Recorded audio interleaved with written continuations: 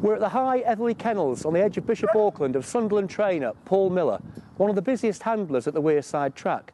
But it's not all about racing for Paul. He likes to have a litter of pups on the ground every year. And behind me, a very boisterous 4-month-old litter by Blackstone Jean out of Elwick Sakha. Hopefully coming to the RPG TV screens near you in the coming years. So Paul, we've just seen a lovely litter of pups that you've got on the ground out there, and that's more and more important for you. At the minute, it is at the minute. We've got to try and bring a litter through every year to try and... The cost of greyhounds now is just going up and up and up. So we're trying to breed a litter a year, yeah.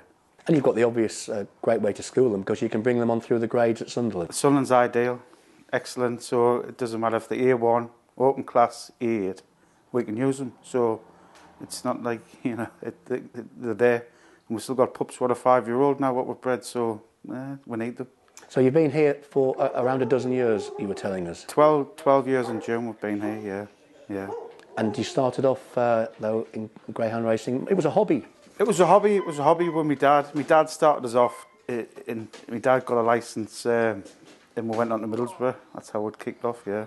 Remember a great greyhound called Bear Sting? Yeah, that's Bear Sting. It was a brilliant dog. We didn't know what we had at the time because we were green as grass, but I wish I had him now.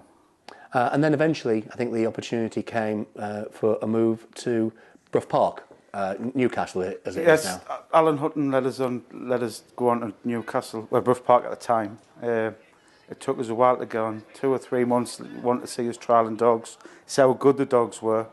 When I got on there, I wasn't there too long, so... That's because you almost got headhunted, I think, by I Sunderland. was. Jimmy Nunn, and we knew Jimmy Nunn were Bear Sting with it open, so Jimmy phoned us up, and it was hard because Alan had let us go on to Newcastle, Brough Park, but the money was better at Sunderland, and Sunderland's where I'm from, so there was no hesitation. It was phone call from Jimmy, and Jimmy asked you, could you provide 30 greyhounds for the racing strength? You said yes straight away, and then decided, how are you going to go about doing it? Well, I realised we only had 12 in the kennel, so it was a quick. The house went up for sale.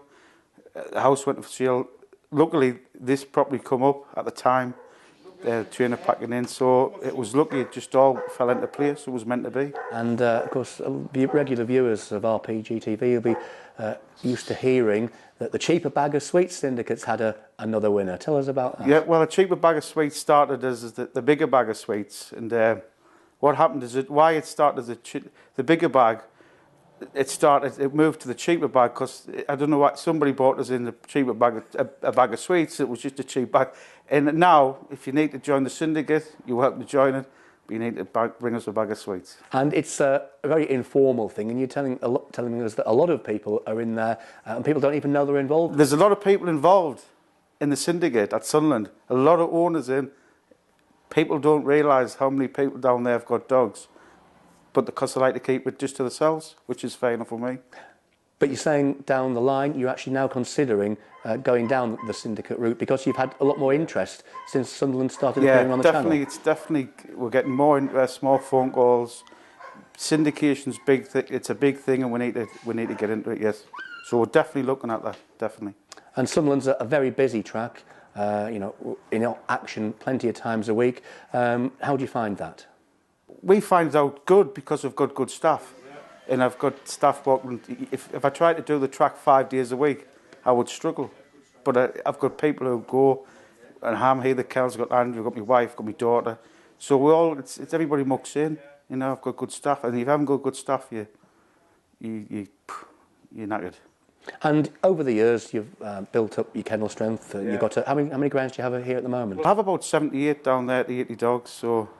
About 78, I think, at the minute. And you certainly had a crack at the open race scene, but you've just taken a little bit of a back step from... I've stepped back from because we know I can't afford to go out and spend £10,000 to £15,000 a dog. I've had owners spend £10,000 to £15,000 a dog, and we haven't just quite got that top dog what you need.